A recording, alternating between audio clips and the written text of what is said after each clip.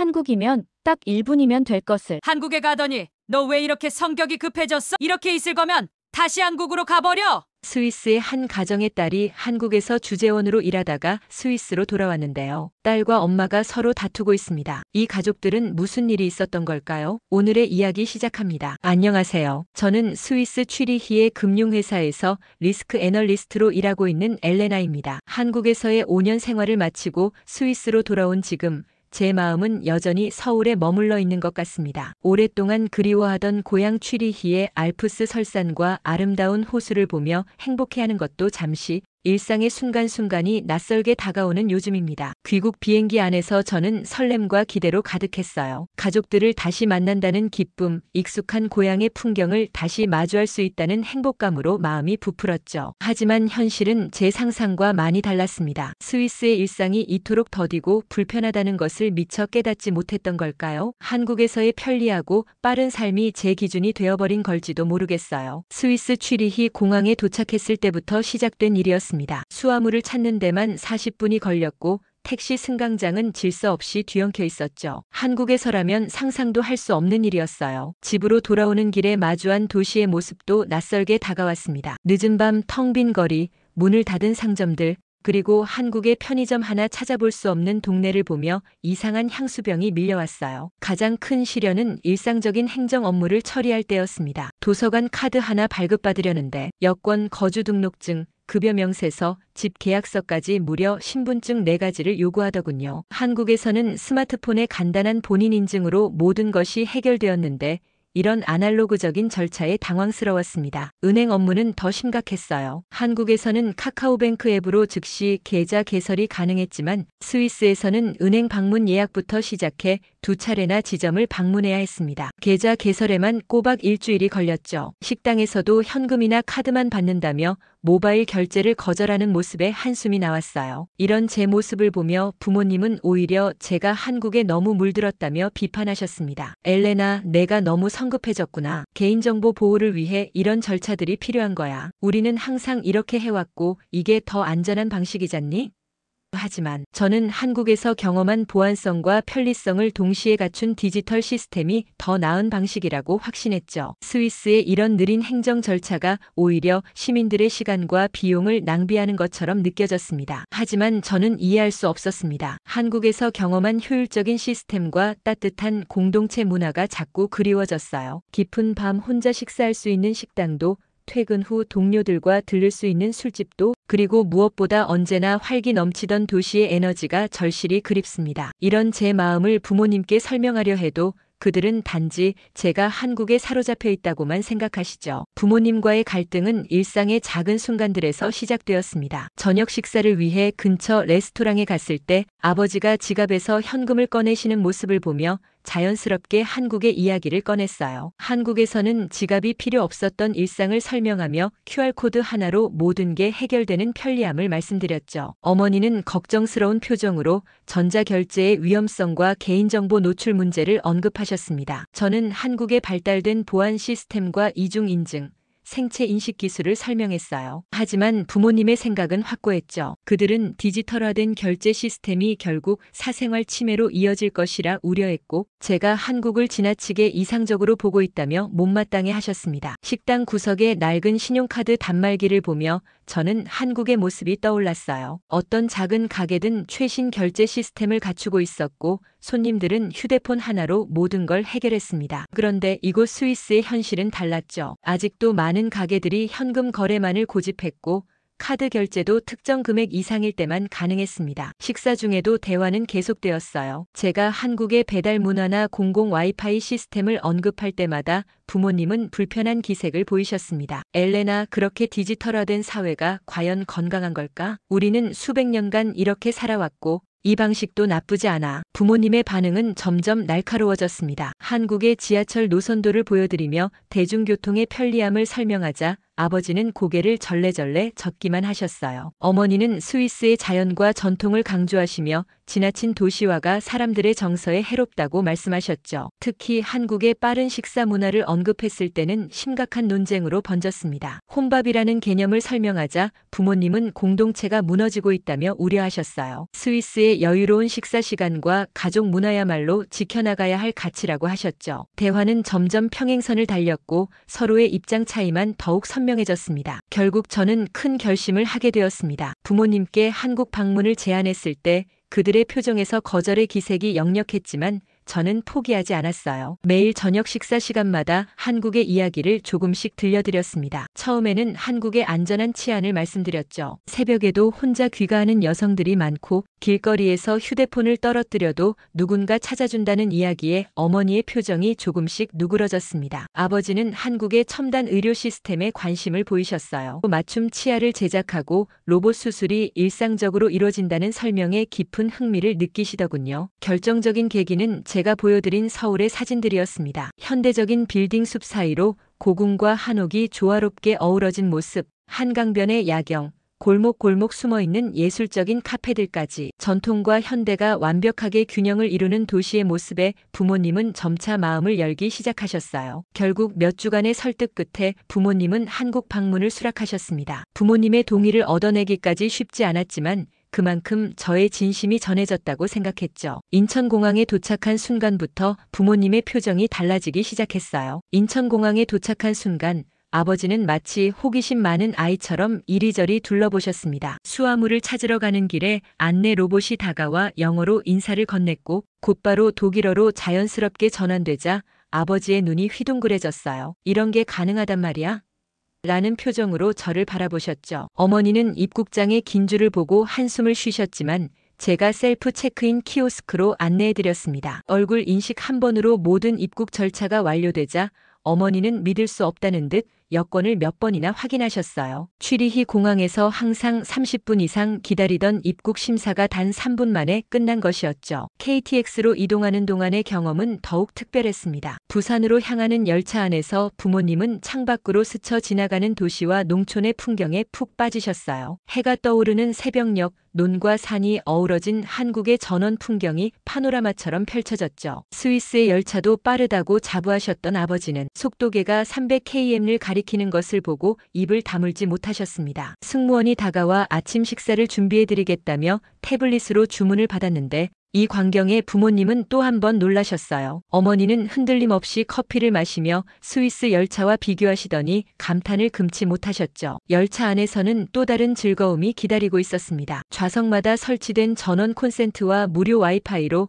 제가 태블릿을 통해 실시간 영화를 보여드렸어요. 부모님은 이동하는 열차 안에서 고화질 영상이 끊김없이 재생되는 것에 감탄하셨죠. 옆자리에 한국 학생이 화상 수업을 듣는 모습을 보시더니 이제야 제가 왜 그토록 한국의 기술을 자랑했는지 이해하기 시작하는 눈치였습니다. 특히 열차가 터널에 진입할 때마다 와이파이가 끊기지 않고 스위스에서는 상상도 할 수 없었던 빠른 속도로 데이터가 전송되는 것을 직접 경험하시면서 부모님의 표정이 달라지기 시작했어요. 부산까지 4시간 남짓한 여정 동안 부모님의 한국에 대한 인식이 조금씩 변화하는 것을 느낄 수 있었습니다. 부산에 도착한 우리 가족은 해운대로 향했습니다. 바다와 마천루가 조화를 이루는 풍경에 부모님은 깊은 인상을 받으셨어요. 특히 아버지는 바닷가 옆으로 늘어선 고층 빌딩들을 보며 감탄을 멈추지 못하셨죠. 스위스의 관광지와는 전혀 다른 분위기에 놀라신 듯 했습니다. 해운대 시장에서는 뜻밖의 경험을 했어요. 어머니가 생선을 고르시다가 스위스 프랑밖에 없다며 난처해 하셨는데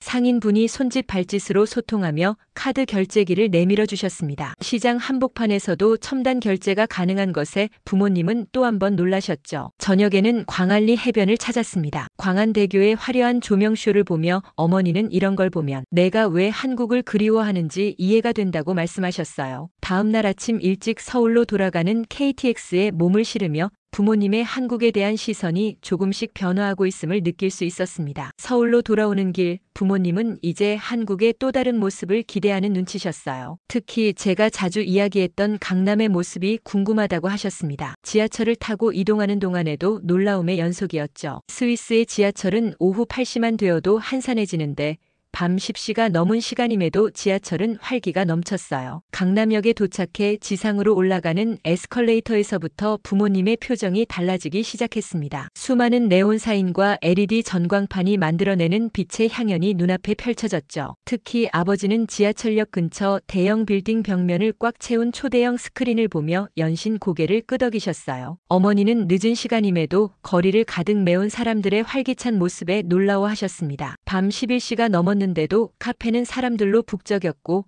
식당과 상점들은 여전히 문을 활짝 열고 있었죠. 24시간 불이 꺼지지 않는 도시의 모습에 부모님은 깊은 인상을 받으신 듯 했어요. 어머니는 밤거리를 걷는 젊은 여성들을 보며 놀라워하셨죠. 스위스 같으면 상상도 할 수 없는 광경이라고 하셨어요. 다음 날 아침 우리는 북촌 한옥마을로 향했습니다. 현대적인 도시 한가운데 자리 잡은 전통 가옥들을 보며 아버지는 깊은 감동을 받으신 듯 했어요. 돌담길을 따라 걸으며 마주치는 한복 차림의 관광객들, 처마 끝에 달린 풍경이 움직이며 내는 맑은 소리에 부모님의 발걸음도 느려졌습니다. 특히 한옥 카페에서의 경험은 인상적이었어요. 전통 다시를 개조한 현대식 카페에서 바리스타가 정성스럽게 내려주는 커피를 마시며 부모님은 한국의 전통과 현대가 조화롭게 공존하는 모습에 감탄을 금치 못하셨습니다. 어머니는 한옥의 석가래를 한참 동안 올려다보시더니 이런 건축 양식을 처음 본다며 연신 카메라 셔터를 누르셨죠. 긴 하루의 관광을 마치고 호텔로 돌아가는 길이었습니다. 아버지가 문득 한국의 현대적인 음식 문화도 경험해보고 싶다고 말씀하셨어요. 마침 제가 한국에서 근무할 때 중요한 비즈니스 미팅이 자주 열렸던 강남의 미쉐린 스타 레스토랑이 떠올랐죠. 예약하려고 레스토랑에 전화했을 때였어요. 평일 저녁이었음에도 자리가 없다고 했지만 제가 스위스에서 온 부모님과 함께 방문하고 싶다고 하자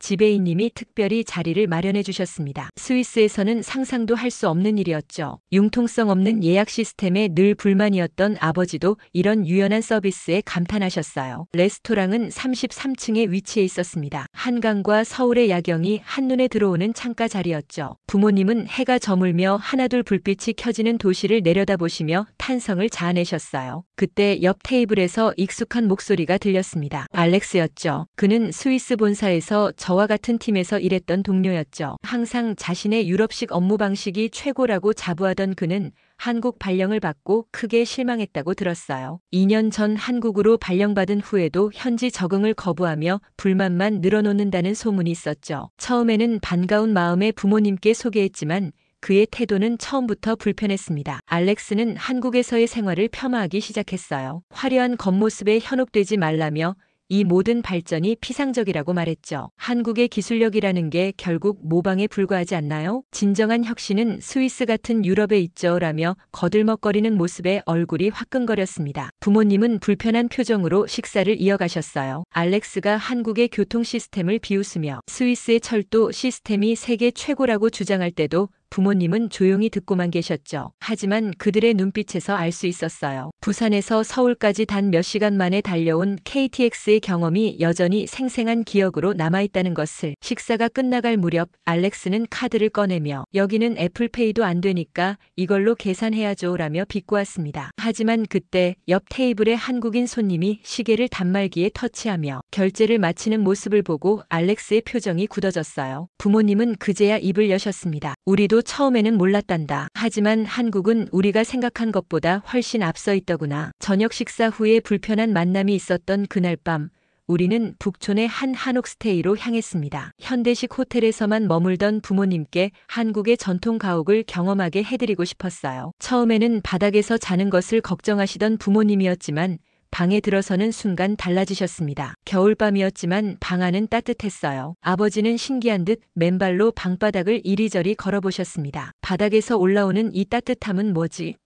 라며 물으셨죠. 한옥 주인장께서 온돌의 원리를 설명해 주셨어요. 구들장 아래로 뜨거운 공기를 흐르게 하는 전통 난방 방식이라는 설명에 아버지는 깊은 관심을 보이셨습니다. 특히 아버지의 관심을 끈 것은 온돌의 에너지 효율성이었어요. 스위스의 건축가이기도 한 아버지는 바닥 전체를 고르게 데우는 이 방식에 감탄하셨습니다. 우리가 사용하는 라디에이터는 열이 한쪽으로만 퍼지는데 이건 전혀 다른 차원의 기술이구나. 이어서 주인장은 한옥의 단열 시스템에 대해서도 설명해 주셨어요. 여름에는 시원하고 겨울에는 따뜻한 황토와 창호지의 과학적 원리를 들으며 아버지는 계속해서 질문을 이어갔습니다. 특히 이중창 역할을 하는 문창살과 창호지의 구조에 큰 관심을 보이셨죠. 아버지는 스위스의 최신 건축 공법과 비교하며 메모까지 하셨습니다. 현대 건축에서 바닥 난방을 할 때 드는 엄청난 비용과 에너지 소비량에 비해 온돌은 훨씬 효율적이라는 걸 깨달으신 듯 했어요. 특히 열의 축적과 방출 과정이 자연스럽게 이루어지는 점을 계속 언급하셨죠. 밤이 깊어갈수록 아버지와 한옥 주인장의 대화는 더욱 깊어졌습니다. 1000년이 넘는 시간 동안 발전해온 한국의 전통, 건축 기술이 현대 건축의 난제들을 해결할 수 있는 실마리가 될 수 있다는데 의견을 모으셨어요. 아버지는 스위스로 돌아가면 꼭 이 시스템을 연구해보고 싶다고 하셨습니다. 어머니는 온돌방에서의 첫 잠을 마음에 들어 하셨어요. 평소 허리가 안 좋으셨는데 따뜻한 바닥에서 자고 일어나니 컨디션이 훨씬 좋아지셨다고 합니다. 병원보다 더 좋은 것 같다며 웃으셨죠. 이제는 스위스로 돌아가서 우리 집 난방을 어떻게 개조할지 고민하겠다고 말씀하시는 아버지를 보며 한국 문화의 우수성을 조금이나마 이해하시기 시작했다는 생각이 들었습니다. 온돌에 대한 인상적인 경험 후 우리는 다음날 스타필드로 향했습니다. 제가 한국 생활을 하면서 주말마다 찾았던 곳이었어요. 지하 주차장에 들어서자마자 부모님의 눈이 휘둥그레졌습니다. 차량 번호판이 자동으로 인식되어 주차 위치가 안내되는 시스템에 아버지는 연신 고개를 끄덕이셨어요. 쇼핑몰 입구에서는 더 큰 놀라움이 기다리고 있었습니다. 백화점, 마트, 서점, 음식점, 영화관이 한 곳에 모여있는 거대한 규모에 부모님은 말을 잊으셨어요. 특히 어머니는 식품관에서 오래 머무르셨습니다. 모든 상품에 전자태그가 부착되어 있어 카트에 담기만 해도 자동으로 계산되는 시스템을 보며 감탄을 연발하셨죠. 점심시간이 되자 푸드코트로 향했습니다. 테이블마다 설치된 키오스크로 주문하고 모바일로 간편하게 결제까지 마치자 어머니가 말씀하셨어요. 이제 알겠구나. 내가 왜 스위스의 식당들이 불편하다고 했는지. 스위스에서는 웨이터를 기다려야 하고 카드 결제도 특정 금액 이상일 때만 가능했던 것을 떠올리신 듯 했습니다. 저녁에는 근처 편의점에 들렀어요. 작은 공간에 이렇게 다양한 상품이 있다는 것도 놀라웠지만 더 인상적인 것은 편의점의 복합 기능이었습니다. 택배를 보내고 공과금을 내고 심지어 여권 사진까지 찍을 수 있다는 사실에 부모님은 믿기지 않는다는 표정을 지으셨어요. 특히 아버지는 편의점의 배달 서비스에 큰 관심을 보이셨습니다. 이렇게 작은 가게에서도 배달을 하시면서 스위스의 대형마트들도 아직 시도하지 못한 서비스라며 놀라워하셨죠. 어머니는 한밤중에도 안전하게 배달이 이루어지는 한국의 치안을 다시 한번 높이 평가하셨습니다. 하루 종일 현대적 시설들을 경험하신 부모님의 표정이 많이 달라져 있었어요. 처음에 가졌던 디지털화에 대한 거부감은 찾아볼 수 없었고 오히려 이런 시스템이 일상에 가져다주는 편리함을 인정하시는 듯 했습니다. 특히 모든 시설이 노인과 장애인을 배려하여 설계되었다는 점에서 큰 감동을 받으신 것 같았어요. 스타필드에서의 하루를 마무리하고 저녁 식사를 위해 찾은 곳은 미쉐린 스타 한정식 레스토랑이었습니다. 이곳에서 또다시 알렉스와 마주치게 될 줄은 몰랐어요. 그는 외국 바이어들과 자리를 함께하고 있었고 우리를 발견하자마자 큰 소리로 인사를 건넸습니다. 알렉스는 자신의 테이블로 우리를 초대했어요. 자리에 앉자마자 그는 한국의 음식 문화를 비하하기 시작했습니다. 한식은 너무 부정교하고 거칠죠. 이런 고급 레스토랑에서도 손으로 싸서 먹어야 하니까요. 하지만 그때 코스 요리가 하나씩 나오기 시작했습니다. 은은한 자개 장식의 그릇에 정갈하게 담긴 요리들을 보며 알렉스의 외국인 손님들은 연신 감탄사를 내뱉었어요. 특히 웨이터가 각 요리의 유래와 식재료에 대해 유창한 영어로 설명할 때마다 그들은 깊은 관심을 보였죠. 알렉스의 표정이 점점 굳어갔습니다. 결정적인 순간은 결제할 때였어요. 알렉스가 자신의 스위스 프리미엄 카드를 내밀며 으스대려는 순간 옆 테이블의 한국인 손님이 시계로 간단히 결제를 마쳤습니다. 그의 외국인 손님들이 와 정말 편리하네요. 라며 감탄하자 알렉스는 당황한 기색이 역력했죠. 그날 밤 호텔로 돌아가는 길에 아버지가 말씀하셨습니다. 오늘 알렉스의 모습을 보니 내가 왜 한국을 그리워하는지 더 잘 이해가 되는구나. 그는 새로운 것을 받아들일 준비가 되어 있지 않았던 거야. 어머니도 고개를 끄덕이시며 우리도 처음에는 그와 비슷했을지도 모르겠구나라고 말씀하셨어요. 알렉스와의 불편한 만남 이후 우리 가족은 서울의 밤거리를 걸었습니다. 밤 11시가 넘은 시간이었지만 거리는 여전히 밝고 활기찼어요. 처음에는 늦은 시간 거리를 걷는 것을 걱정하시던 어머니가 이제는 여기는 밤에도 안전하구나라며 편안한 발걸음을 내디디셨습니다. 골목골목을 걷다가 우연히 발견한 포장마차에서는 뜻밖의 경험을 했어요. 떡볶이와 어묵을 처음 맛보신 부모님은 맵다고 하시면서도 계속 젓가락을 드시더니 어느새 국물까지 비우고 계셨습니다. 옆자리에 회사원들이 외국인 손님이신데 잘 드시네요 하며 소주 한 잔을 건네자 아버지는 처음으로 한국식 건배를 하시며 환하게 웃으셨죠. 다음 날 이태원의 한 식당에서 삼겹살을 구워 먹으며 어머니가 말씀하셨어요. 처음에는 이해할 수 없었단다. 식당에서 굳이 손님이 직접 요리를 해야 하는 게 이상했지. 하지만 이렇게 다 함께 음식을 나누는 문화가 정말 특별하구나. 아버지도 고기를 구우시며 한국의 식사는 단순히 음식을 먹는 게 아니라 하나의 문화더구나라고 덧붙이셨습니다. 한강공원에서 보낸 오후도 인상적이었어요. 돗자리를 펴고 앉아 치킨과 맥주를 즐기는 모습이 처음에는 낯설다고 하셨지만 강변의 시원한 바람을 맞으며 편안히 쉬실 수 있다는 점에 매료되셨죠. 특히 공원 곳곳에 설치된 무료 운동기구에서 운동하시는 어르신들의 모습에 깊은 인상을 받으신 것 같았습니다. 퇴근 시간 지하철에서는 또 다른 면을 발견하셨어요. 빽빽이 들어찬 객차 안에서도 질서정연하게 줄을 서고 노약자석을 자발적으로 양보하는 모습을 보며 부모님은 연신 감탄하셨습니다. 이런 게 진정한 선진국의 모습 아닐까? 아버지의 말씀에 저도 고개를 끄덕일 수밖에 없었죠. 이제 부모님은 한국의 발전이 단순히 표면적인 것이 아님을 이해하기 시작하신 것 같았어요. 첨단 기술과 전통 문화의 조화, 편리함 속에 숨어있는 배려와 질서, 그리고 무엇보다 끊임없이 발전하려는 한국인들의 열정을 직접 경험하시면서 말이죠. 스위스로 돌아가는 비행기 안 부모님의 태도는 한국에 처음 왔을 때와는 완전히 달라져 있었습니다. 어머니는 태블릿으로 한국 드라마를 보시며 이어폰을 귀에 꽂고 계셨고 아버지는 한국의 건축 잡지를 열심히 읽고 계셨어요. 귀국 비행기에서 아버지가 조용히 말씀하셨습니다. 우리가 틀렸구나. 한국은 우리가 생각했던 것보다 훨씬 더 대단한 나라였어. 어머니도 고개를 끄덕이시며 내가 왜 그토록 한국을 사랑했는지 이제는 완전히 이해가 된다고 하셨죠. 취리히에 도착한 후 부모님의 일상에도 작은 변화들이 생기기 시작했습니다. 아버지는 건축사무소에서 온돌 시스템을 스위스 가정에 적용하는 방안을 연구하기 시작하셨고 어머니는 한국식 김치를 직접 담그는 법을 배우고 계셨어요. 특히 부모님은 스위스의 느린 행정 시스템을 마주할 때마다 한국처럼 되려면 아직 멀었네라며 웃으셨습니다. 더 놀라운 것은 부모님이 주변 지인들에게 한국의 이야기를 전하기 시작하셨다는 점이에요. 친구들을 초대해 한국에서 찍은 사진들을 보여주시며 한국의 발전상과 문화적 매력을 설명하시는 모습을 보며 제 마음도 뿌듯해졌습니다. 얼마 전에는 부모님께서 다시 한국을 방문하고 싶다는 말씀을 하셨어요. 이번에는 부산과 서울뿐만 아니라 제주도도 가보고 싶다고 하셨죠. 한국에서의 일주일이 부모님의 생각을 완전히 바꿔놓았다는 사실이 저를 놀랍게 했습니다. 이제 저는 두 세계 사이에서 다리 역할을 하게 되었어요. 한국과 스위스, 전통과 현대, 동양과 서양, 이 모든 것들이 조화롭게 공존할 수 있다는 것을 부모님과 함께 깨닫게 되었습니다. 그리고 이것이야말로 제가 한국에서 배운 가장 큰 지혜가 아니었을까 생각해요. 실제 경험으로 부모님이 갖고 계신 한국에 대한 인식이 바뀌어 너무 만족스러운 경험이었어요. 다음에 한국에 갈 때는 부모님께 새로운 곳을 소개시켜 드려야겠어요. 긴 이야기 들어주셔서 감사합니다. 오늘의 사연 어떻게 들으셨나요? 오늘의 사연이 마음에 들었다면 좋아요와 댓글 꼭 부탁드립니다.